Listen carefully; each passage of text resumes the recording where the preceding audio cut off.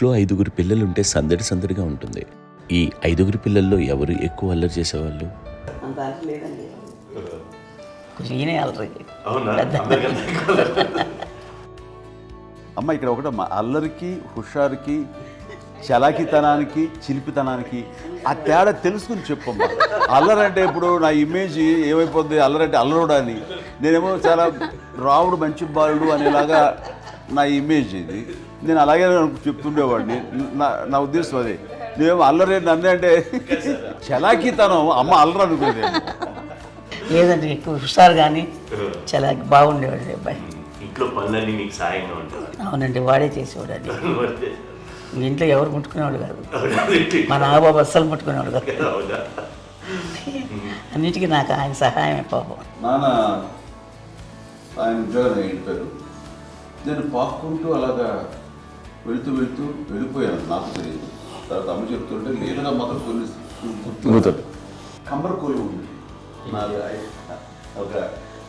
ఒక అది పెట్టి అది వెళ్ళి కూర్చోతా ఏడుస్తున్నాను రోడ్డు మీద. వెళ్ళేసరికి వాళ్ళు 3 years సో నన్ను వాళ్ళు తీసుకెళ్ళి వాడు కమ్మరకులో కూర్చోబెట్టాడు. ఇక్కడికి ఏడుస్తాను, ఎవరి పిల్లడో తెలియదు వాళ్ళకి. సో అది ఒక గంట పోయిన తర్వాత అమ్మ ఎత్తుకుంటూ వాడు కూర్చో, వాడు చిన్నబిడ్డ అనిపిస్తారు మొత్తం తెచ్చి అది వాడు చూసి ఈ అబ్బాయి అన్నారు. కాదు అనేసింది. అది అంటారు సరిగ్గా చూడమ్మా, ఈ అబ్బాయి మా అబ్బాయి అని. ఏంటమ్మా అంటే ఆ కమర్గూలలో కింద కూర్చోబెట్టాడు కదా, బస్ అంతా పూజేసుకుని అలాగే అయిపోయింది. అంటే రంగని కాదు కానీ ఆ కమర్గూలలో కూర్చోబెట్టడానికి ఆ మసిగిస్తూ ఇంకా నల్లగా అయిపోయింది. అంత నలుపుడేసరి నా బిడ్డ కాదని అమ్మ వెళ్ళిపోబోతుంది. మళ్ళీ డౌట్ వచ్చి ఆగింది. అది రావు, నేను నా బిడ్డని తీసుకెళ్ళింది. అప్పుడే చేశాడు థాడీస్ కట్టింగ్ డౌట్ నాకు.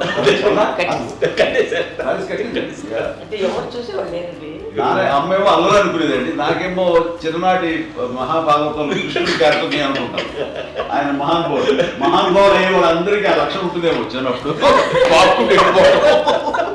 కొన్నిదల కుటుంబ సభ్యులు మంచి రుచులను ఆస్వాదిస్తారని, మంచి భోజనాలని ఆనందిస్తారని అందరికీ తెలుసు. చిన్నప్పుడు వీరి ఆహారపు అలవాట్లు ఎలా ఉండేవి? ఇదేవి ఎగిరేవి ఇవి ఎవ్రీ డే 2 పూట్ల ఉండాలంట. మరి నాగబాబు పాపం ఏముంది, తిన్నట్టు ఇష్టం. మరి అన్ని రకాలుగా నాన్న కోసం చేసి పెడుతుంటే మరి తను ఇష్టపడక ఆ తర్వాత లేకపోతే కోపడగా ఎలా ఉంటాడు చెప్పండి. 5గురు పిల్లలు అయినా అమ్మా నాన్నలు కొంతమంది పైనే ఎక్కువ దృష్టి పెడతారు. ఈ 5గురిలో మీరు ఎవరి మీద ఎక్కువ ఫోకస్ పెట్టేవాళ్ళు? కళ్యాణ్ బాబు అండి. వాడంటే బాగా, అంటే వాడు ఏది తినేవాడు కాదు అసలు. ఏది ఆడికి ఏది తింటాడని ఇప్పుడు వాడికి నచ్చకపోతే, ఇప్పుడు నేనైతే నచ్చకపోతే చాలా గోల్ చేసేవాడిని. అన్నయ్యకేమో చాలా అన్నయ్య ఏది పెట్టినా తినేవాడు, అసలు అడ్జస్ట్మెంట్ తింటానండి. నాకేమో నచ్చకపోతే చాలా గొడవ పెట్టేవాడిని. తిండి ఇది ఒక అన్నం, ఇది ఒక కూరలు అని వెళ్ళిపోయేవాడిని. అమ్మకు అమ్మతో తిట్టి నాకు వెజిటేరియన్ ఎలర్జీ ఉండేది, అంటే చిరాకు అనమాట. కళ్యాణ్ బాబు ఏంటంటే తనకి ఇష్టమైన ఫుడ్ ఉంటే తింటాడు సైలెంట్గా, బాగలేకపోతే సైలెంట్గా వెళ్ళిపోతాడు. అమ్మకి ఇదేమేంటారండి, వదిలేమో తన తింటాడు. అది నిశ్శబ్దంగా నిరసన ప్రకటించేవాడు. దాంతో వాడి గురించి చాలా ప్రొటెక్ట్గా చూసుకునేది అమ్మ. పైగా చిన్నప్పటి నుంచి కొంచెం వాడు వీక్గా ఉండేవాడు, అంత బలమైన ఇది కాదు. దాని తర్వాత కొంచెం అందుకని అమ్మ వాడిని స్పెషల్గా చూసుకునేది. వాడు స్పెషల్ కిడ్ అయ్యాడు ఇంట్లో. మీ అమ్మగారు మీ అక్క చెల్లెళ్ళకి ఇచ్చిన సలహా ఏంటి? అంటే ఇండిపెండెంట్గా ఉన్నాం కదా అమ్మ, ఎవరిని డిపెండ్ అవ్వద్దు, మీ పిల్లల్ని నువ్వే జాగ్రత్తగా నేర్చుకో, ఎవరినైనా చేయకు, డిపెండెంట్గా పెట్టద్దు అని ఆవిడ మాకు బాగా ఎప్పుడు ఎక్కువ చెప్తుండేది. నాకు కొంచెం టఫ్ టైమ్స్లో కూడా ఆమె నీ పాటి నువ్వే ఉండాలి, ఎవరి దగ్గర ఉండదు, ఎవరింట్లో ఉండదు, మా దగ్గర కూడా ఉండదు, నీ ఇద్దరు కుటుంబంలో నువ్వే ఉండాలి. అది కష్టం కదండి అట్లా చెప్పడం? చెప్పాను, చాలా తక్కువ చెప్పాను. బట్ నాకు అదే ఇచ్చే ధైర్యం. ఇండిపెండెంట్గా అట్లా ఒకరి దగ్గర ఉంటే నీ గౌరవం తగ్గిపోతుంది, ఎక్కడ ఉండదు. అది చాలా నాకు చాలా ఇన్స్పైరింగ్ ఉండేది అమ్మ మాటలు. ఇప్పుడు కూడా అది చాలా హ్యాపీగా అనిపిస్తుంది అని చెప్పింది. అంతే కదా, మనకి ఏదైనా రోగాలు వస్తే చేసేస్తాను దాన్ని బాధపడుతుంది మనమే. బట్ తగ్గించేవాళ్ళు, కన్సర్న్ చూపించే డాక్టర్స్ ఒట్టుకోలు కింద కింద ఉండొచ్చు, కానీ పోరాడాల్సింది మనమే. నాకు సార్ కొంచెం ఏదో ఒక డిప్రెస్డ్ ఇదేదో వస్తే ఫేస్ ఒకటి, నేనేదో ఇంకా మా అందరి నుంచి నేను సపరేట్ అయిపోయినట్టు ఒక సిచ్యువేషన్ వచ్చినప్పుడు అమ్మ నన్ను పట్టుకుని I'm there for you. Yes, ఎవరు నువ్వు అన్నా ఎస్ అన్న ఫ్రెండ్స్ కానీ ఎవరైనా సరే ఎప్పుడు కూడా అలోన్గా మటుకు అనుకోకు, నేను నాన్న ఆవిడ నన్ను పట్టుకొని ఇచ్చిన అఫెక్షన్ లేదా ఫీలింగ్ అసలు బలం అన్నమాట. ఇంకా ఏమన్నా చేయగలను నేను, పర్లేదు లైఫ్లో నాకు ఏదైనా సాధించగలను అని ఒక భరోసా తల్లి దగ్గర నుంచి రావడం అనేది నాకు ఎవరు అవసరం లేదనిపించింది. అంత స్ట్రాంగ్గా ఆవిడ support, very strong, very practical. అంత స్ట్రాంగ్ చేసింది నాన్న అని చెప్పండి. మా పిల్లల విషయంలో మేము కూడా మేబీ అంత స్ట్రాంగ్ కాదేమో, సెన్సిటివ్గా ఉంటాం, కానీ అమ్మ మటుకు చాలా స్ట్రాంగ్గా ఉండి మమ్మల్ని కఠినంగా ఇలాగే ఉండాల్సింది, ఇలా ఉండండి అప్పుడే మీరు నేర్చుకుంటారు. ఇక్కడ అమ్మ పాజిటివ్నెస్ గురించి ఇంకో మాట చెప్పాలి. అంటే తన బిడ్డలకే కాదు, ఈ రోజున మా రెండో పాప శ్రీజ కూడా తనకి లైఫ్ చిన్న డిస్టర్బెన్స్ వచ్చింది. ఆ టైంలో కూడా తను ఏముందంటే అప్పుడు నాన్న దగ్గరికి వెళ్ళాను, తను ఇచ్చిన భరోసా, తను ఇచ్చిన మాట వెళ్ళలేని ధైర్యం వచ్చింది నాతో. నాన్నమ్మ దగ్గర ఎప్పుడు కూర్చోస్తాడు అప్పుడే పాజిటివ్ ఫీలింగ్ వస్తుందని నాతో షేర్ చేసుకుంటాను. తను మాతో చెప్తుంటే అనిపిస్తుంది కరెక్ట్ అమ్మ, ఏం పర్లేదమ్మా, లైఫ్ అంటే ఒకరితోనే అయిపోదు, ఆ ఒక్కరి వల్ల వాళ్ళ ఇన్ఫ్లుయెన్స్ తోటో వాళ్ళు మన మీద నియంత్రించడం కానీ మన బాధల్ని వాళ్ళు చేయడం అవుతాం. జస్ట్ నువ్వు నీ గురించి నీ మనసులో ఏదనిపిస్తే నీ గుడ్ ఫీలింగ్ ఏది వస్తుందో ఆ ఫీలింగ్ ప్రకారం వెళ్ళిపోదు. అంటే ఆ జనరేషన్ పీపుల్ ఎక్స్పెక్ట్ అలా కాదు, ధైర్యం ఉండి అందరికి ధైర్యం బాగా నూరుకొస్తారు. ఫాదర్ కూడా, మా నాన్నగారు కూడా అస్సలు ఎప్పుడు అనేవాడు, ఎప్పుడు మీరు పెట్టే చెయ్యి మీరు ఎప్పుడు పైన ఉండాలి తప్ప తీసుకుని ఎలా ఉండకండి, చేతులు పెట్టుకొని అనే అట్లాంటివి చెప్తుండేవాళ్ళు. అందుకని మాకు ఇంకా ఇండివిజువాలిటీ మాకు బాగా ఎప్పుడు కూడా ఒకళ్ళని అడగడం అని, ఈవెన్ బ్రదర్స్ని అడగాలన్నా కూడా మాకు అది పడిపోయింది మైండ్లో, కొంచెం కష్టంగా ఉంటుంది. సో నాకు అంటే ఆవిడ మా అమ్మ ఏదన్నా కొంచెం డిప్రెస్ అయినా నేను చాలా ఎక్కువ అమ్మకి షేర్ చేసుకుంటే, అన్నయ్య కూడా లేడు. అన్నయ్య ఉన్నప్పుడు ఓకే, లేనప్పుడు నేనే ఎక్కువ షేర్ చేసుకున్నాను. బట్ ద బెస్ట్ థింగ్ మా అమ్మ దగ్గర నుంచి హగ్ అండి. ఈరోజు కూడా మా అమ్మని హగ్ చేసుకోకపోతే అంటే అది నాకు మా అందరిలోనూ, అంటే ఆవిడ పెద్ద చదువుకున్న వ్యక్తి కాదు, పెద్దగా బయటికి వెళ్ళి నా ఎక్స్పోజర్ కాదు, కానీ ఇవాళ అన్నయ్య కానీ విజయ, మాధవి, నేను, కళ్యాణ్ బాబు ఈ రోజుకి టుగెదర్గానే ఉంటాం. మేబీ మాకు కొన్ని విషయాల్లో నాకు మా మాధవ్కి డిఫరెన్స్ ఆఫ్ ఒపీనియన్స్ ఉండొచ్చు, మా చెల్లికి, మా అన్నయ్యకి అట్లా ఉండొచ్చు, ఉంటుందండి ఫ్యామిలీ అన్న తర్వాత. కానీ ద ఇన్విజిబుల్ బాండేజ్ మా అమ్మ ఇచ్చింది, ఆ లవ్ అండ్ ఎఫెక్షన్, హగ్, అవన్నీ ఆవిడ నాన్ వెర్బల్ అడ్వైజ్ ఏంటంటే అందరూ అలా కలిసి ఉండాలనేది ఆవిడ నుంచి మేము నేర్చుకోవాలి. అది ఇట్స్ ఇస్ నాట్ వర్డ్లీ, అది నోటి మాట కాదు, అది వెర్బల్గా కాదు, నాన్ వెర్బల్గా చెప్పినటువంటి ఇది.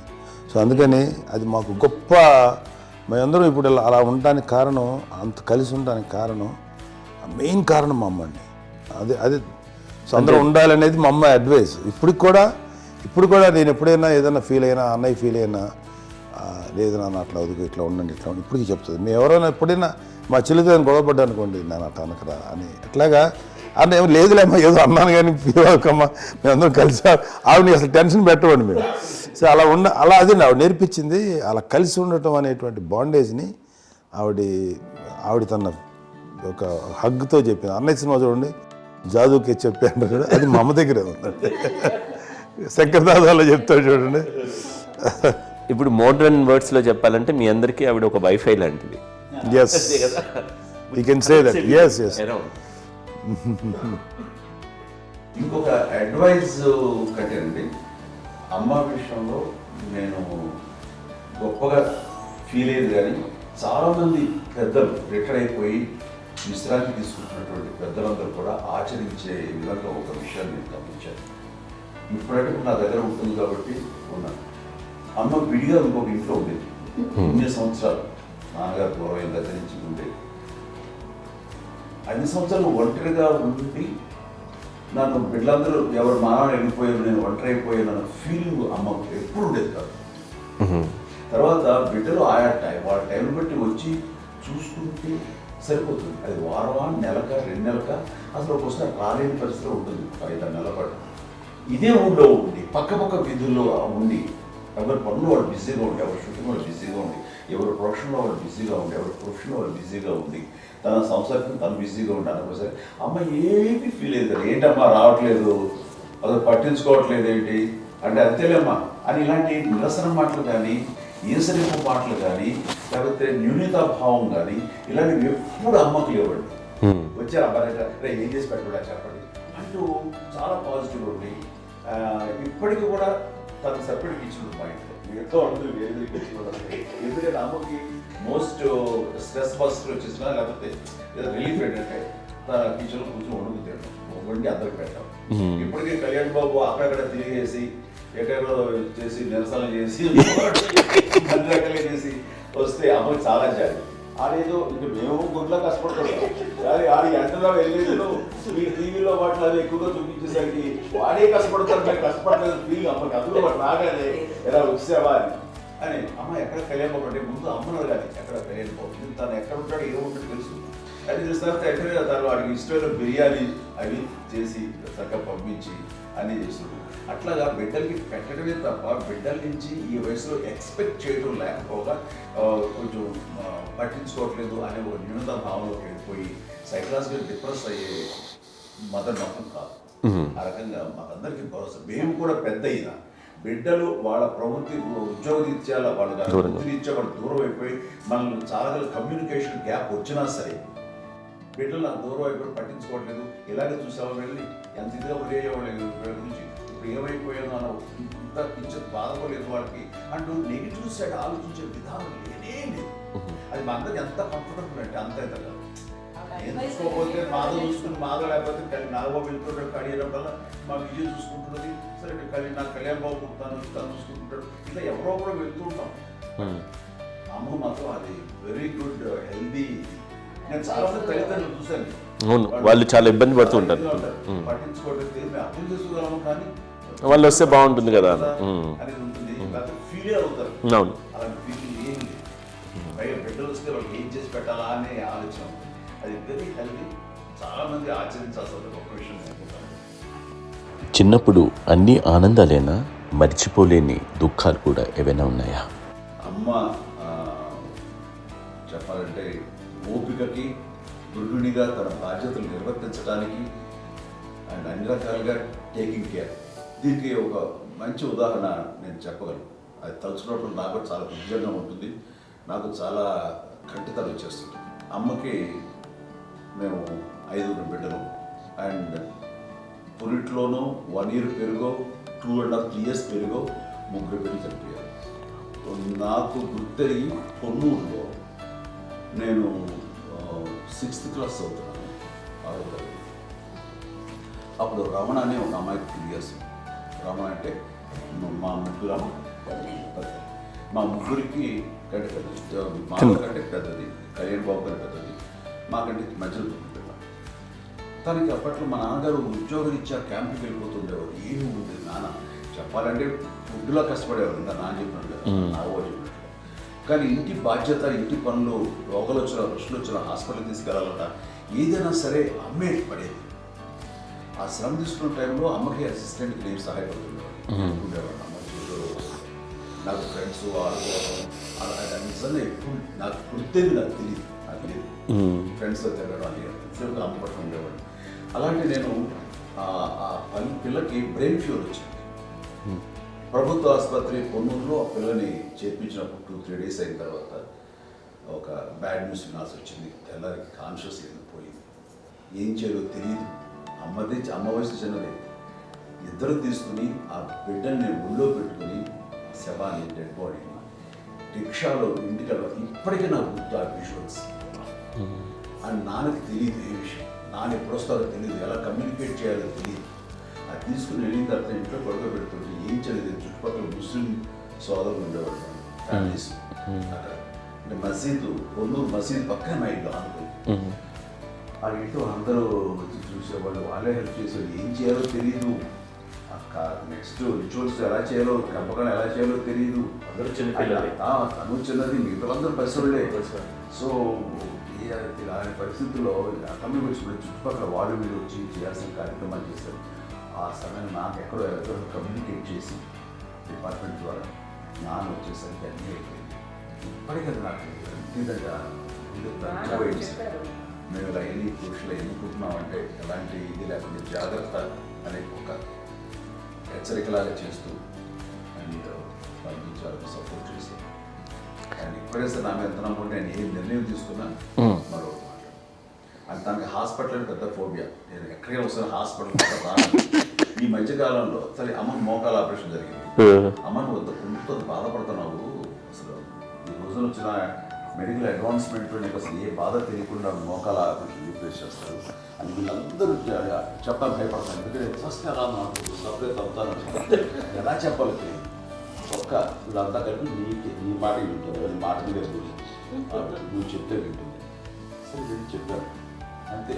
ఏదో నాలుగు పావు ముందు ఊరితే ఎలా ఉన్నారా, సరే ఇష్టం రా లేదులే మా ఊరికి పర్లేదు అని మళ్ళీ ఇంటికి వచ్చాక మళ్ళీ ఇంకొక తెప్పించి ఇంకో మిషన్ తెప్పించి మళ్ళీ టెస్ట్ చేయించి అందరూ బాగుంది ఏమి లేదు అన్న తర్వాత అప్పుడు పుస్తకంతో పడ్డాడు.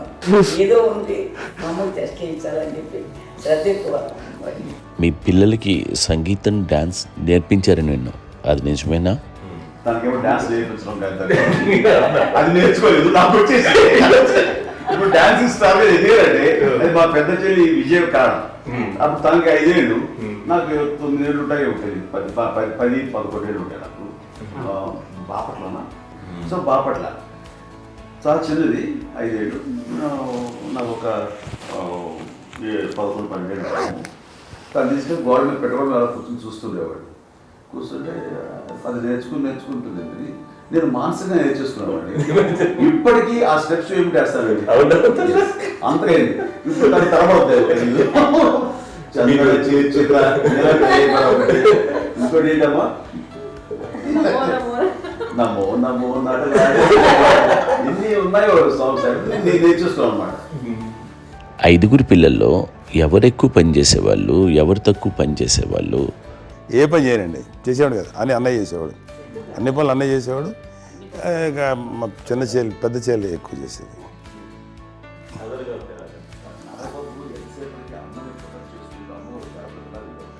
అదే అబద్ధం అండి, అది అన్నయ్య నన్ను గౌరవంగా మాట్లాడుతున్నాడు కానీ అన్నయ్య అవుట్ ఆఫ్ ప్రొటెక్షన్ మాట్లాడుతున్నాడు కానీ, అవుట్ ఆఫ్ మాట్లాడుతున్నాడు కానీ అసలు ఎప్పుడు ఏ పని చేయలే. లేదు ప్రామిస్ అండి, ఏ పని చేసేవాడు కాదు. మా ఇద్దరికి మధ్యలో పాపం అన్నయ్య చాలా పని చేసేవాడు. ఎంత పని చేసేవాడు, నేను ఇచ్చిన తర్వాత మళ్ళీ నాకు ఏదైనా చిన్న పని చెప్తే అది కూడా నువ్వే చేయనివ్వండి. ఆ కోపం వచ్చేది, కోపం వచ్చి ఒకడు కొట్టేవాడు. కొడితే కోపం వచ్చేది తప్ప నేను వెళ్ళేవాడిని కాదు.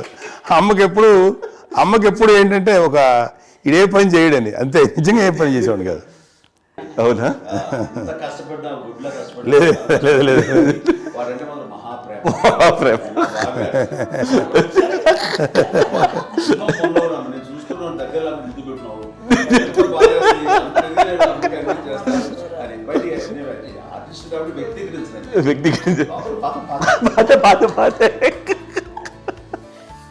చిన్నది కాబట్టి చివరిది కాబట్టి తనంటే బుద్ధండి, నేను పెద్దోడు కాబట్టి నేను అతని ఎక్కువ కష్టపడింది కానీ మా నాన్నగారి చేతిలో ఎక్కువ, అంటే నాన్న బాగా కోపం ఎక్కువ అనుమానించింది కానీ అన్నయ్య పాపం బాగా దొరికేసేవాడు పాపం. ఒకసారి అంటే మరి మాకే అనిపి ఏంటి ఇంత దారుణంగా ఉంది నాన్న మీద కోపం వచ్చేది నాకు.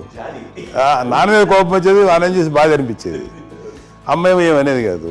సరే అయినా సరే ఎప్పుడు కూడా పోనీ అన్ని చేసినా మళ్ళీ తను హైపర్ యాక్టివ్ అన్నయ్య ఫుల్. ఇప్పటికీ ఉన్నాడు. ఇప్పుడు ఈ రోజు కూడా అదే అన్నయ్య సేమ్ హైపర్ యాక్టివ్.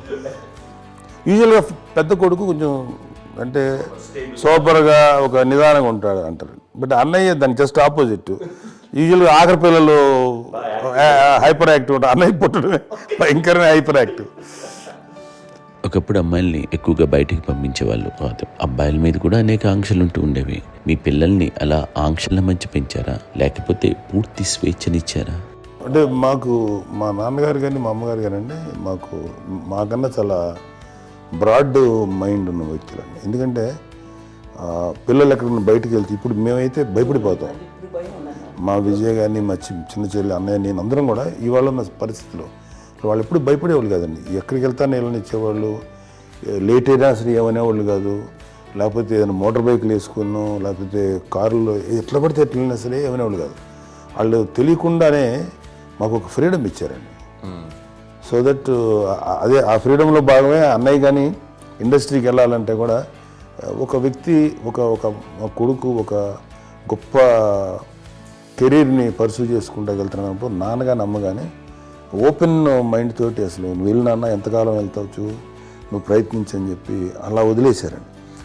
అన్నయ్య కూడా ఏంటంటే మోస్ట్ రెస్పాన్సిబుల్గా వెళ్ళి చాలా మేజర్ అమౌంట్ అన్నయ్యకి కూడా పెద్ద అమ్మకు వందలు ఇచ్చేది కాదు. కరెక్ట్గా ఆ ఇన్స్టిట్యూట్లో చదువుకునేటప్పుడు ఎంత ఇవ్వాలో కరెక్ట్గా ఇచ్చేది.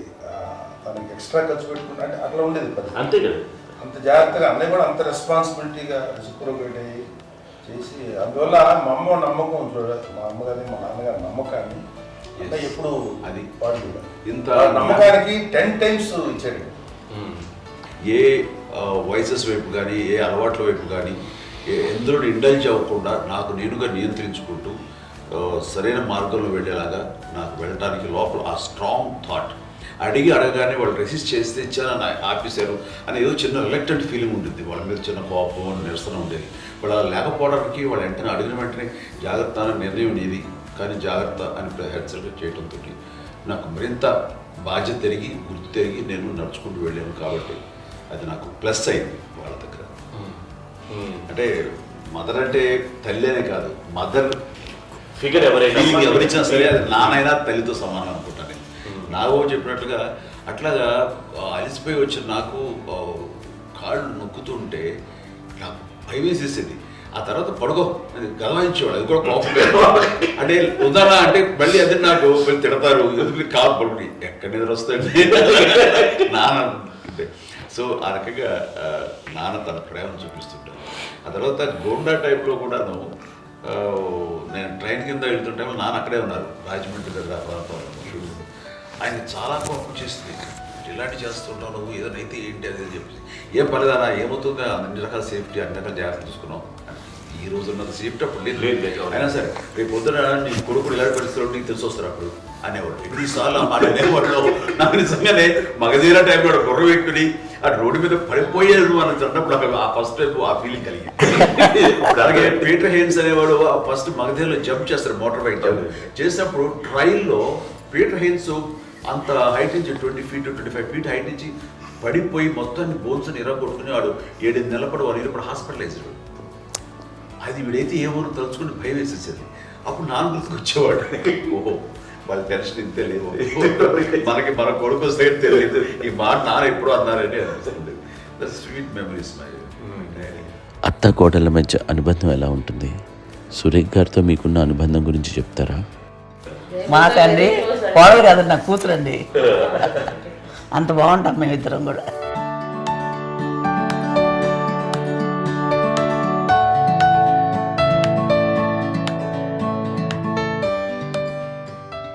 మీది ఒక అందమైన ఉమ్మడి కుటుంబం, అందరూ కలిసి ఉంటారు. ఇంత ఆనందంగా ఉండడానికి కారణం ఏంటి? దీనికి పునాది ఎవరే వేశారు? మా నాన్నగారి క్వాలిటీ నేను ఎగ్జాంపుల్ చెప్పగలను. అమ్మ వాళ్ళ ఇంట్లో పెద్దది. వాళ్ళ నాన్నగారు అంటే మా తాతయ్య గారు ప్రొహిబిషన్ డిపార్ట్మెంట్లో సిఐగా ఎస్ఐగా చేశారు. ఏదో మా ఇన్స్పెక్టర్ సిఐ చేసి ఆయన కాలం చెందారు. చాలా ఎర్లీగా 48 years చచ్చిపోయారు. 40 చచ్చిపోయారు. 40 దాదాపు 40 సరిపోతే ఆయనకి అప్పటికి అమ్మ కాకుండా 4 బిడ్డలు. అమ్మ తర్వాత అబ్బాయి తర్వాత 3 ఆడపిల్లలు. వాళ్ళు ఏంటంటే రాకరావడి నాగోప కంటే కూడా చిన్నవాడు. అది ఆ వయసు అంత చిన్నవాడు. అమ్మ మా పిన్నమ్మలు నాకంటే చిన్నవాడు. అలాంటి పిన్నమ్మల్ని ఆయన వీళ్ళ నాగ చనిపోయిన తర్వాత తన ఫ్యామిలీ అంతగా నాన్న పెంచారండి. నాన్న కూడా అరాపురా శాలరీ మీద బతికేదే తప్ప కూడా కాదు. సో తనకు మిగిలిన దాంట్లో మళ్ళీ ఆ ఫ్యామిలీని చూసుకోవడం, మా అమ్మమ్మని చూసుకోవడం, వాళ్ళ మంచి చెడు చూసుకోవడం. వాళ్ళకు ఇల్లు మాత్రం ఉంది మొగల్తూరులో. ఆ ఇంట్లో వాళ్ళు అద్దెకు వస్తే ఆ కొంచెం డబ్బు నానిచ్చే డబ్బు, అక్కడ పొలం కొనిచ్చారు, ఆ పొలం మీద వచ్చే డబ్బుతోటి అంతా బాగా చూసుకోవాలి తన ఫ్యామిలీ లాగా. అందరూ మ్యారేజ్ కాబట్టి నాన్న ఫస్ట్ సూత్రధారి, అమ్మ కూడా ఫ్యామిలీ బాండింగ్ టుగెదర్నెస్ అనేది స్ట్రాంగ్గా ఉండటానికి నాన్న ఏర్పాటు చేసినటువంటి బీజం. అది అమ్మ కంటిన్యూ చేస్తుంది. మేము ఇవన్నీ చూసి మేము నేర్చుకుని మేము టుగెదర్ అట్లానే ఉంటాం. అందునే we are very rich in terms of emotional bonding. ఇప్పటికీ ఎవరికి ఏ కష్టం వచ్చినా, ఎవరికి ఏది ఇబ్బంది వచ్చినా సరే మొత్తం అందరం గుమిగూడిపోతాం. ఏ లెవెల్గా వెళ్ళిపోయి మోర్ సపోర్ట్ చేస్తాం. అంటే వీ డోంట్ ఎక్స్పెక్ట్ ఇంకా అంతకుమించి ఏముంటుంది. ఒకరినొకరు భరోసా. అది మా ఫ్యామిలీ మేము వెరీ స్ట్రాంగ్ అని చెప్పాలి. పెద్దవాడు కాబట్టి అవకాశం నాకు వచ్చింది కాబట్టి అమ్మ, ఇది ఎప్పుడు ఎవరు కొన్ని విషయాలు నాగబాబు సపోర్ట్గా ఉంటాడు. నాగబాబు ఉండి వాడు ఉంటాడు భరోసా. అలాగే ఆడపిల్లలు మీ అందరిలోనూ అమ్మని ఎవరు ఎక్కువ జాగ్రత్తగా చూసుకుంటారు? ఎందుకంటే ఎగ్జాక్ట్లీ మేము కూడా గమనించలేని సున్నితమైనటువంటి ఇష్యూస్ లైక్ హెల్త్ విషయం కానీ, అమ్మ మూడు కానీ, అన్నయ్య ఎంత క్యాజువల్ ఎంత బిజీ ఉన్నా ఒక అమ్మాయి ఉంటుంది. అలాగే చాలా చిన్న చిన్న విషయాలు కూడా చాలా మెడికల్ ఇంట్రెస్ట్. అందుకని మాకు అన్నయ్య ఉన్నాడు, అన్నయ్య దగ్గర ఉన్న అమ్మ అంటే ఇంకా ఎక్కువ రిలాక్స్ అయ్యాను. అన్న దగ్గరికి వచ్చాక మేము అందరం చాలా కంఫర్ట్ అయిపోయాం. ఎప్పుడు ఎవరు కొన్ని విషయాలు నాగబాబు సపోర్ట్గా ఉంటాడు. నాగబాబు ఉండి వాడు ఉంటాడు భరోసా. అలాగే ఆడపిల్లలు ఇట్లా ఒకళ్ళొకరు కాంప్లిమెంటరీ టు ఈచ్ అదర్ అండి. అవి ఒక్కరు కాదండి, అది వాళ్ళ ఆమె చూపించే ప్రేమగా నేను చెప్పగలను. కానీ బట్ దీని అందులో సూత్రధారి నాన్న తర్వాత అది అమ్మ మెయింటైన్ చేస్తుంది.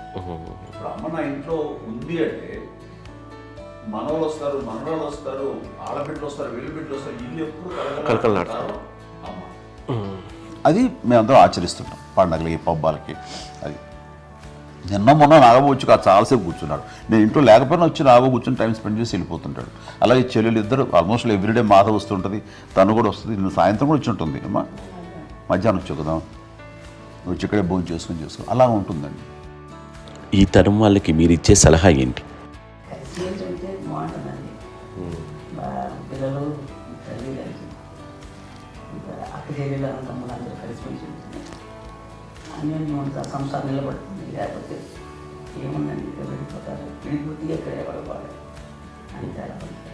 ప్రేమలు ఇప్పుడు లేవండి, తగ్గిపోయాయి. మెకానికల్ చాలా మటుకు ఏదో ఇంకా వాళ్ళ పనులు చేసుకోవడం ఏదో జరిగిపోతూ ఉంది అనుకోండి. అంత ప్రేమలు ఎక్కడ లేవండి ఇప్పుడు ఈరోజు. అంటే ఒకప్పుడు ఒకరికి ఇంకొకరు భరోసాగా ఉండేవాళ్ళు, అంటే అందరూ కలిసి సపోర్ట్గా ఇది చేయడం. ఎందుకంటే వీళ్ళ పెద్దనాన్నగారి పిల్లలు కూడా ఆయన చూసేవారు.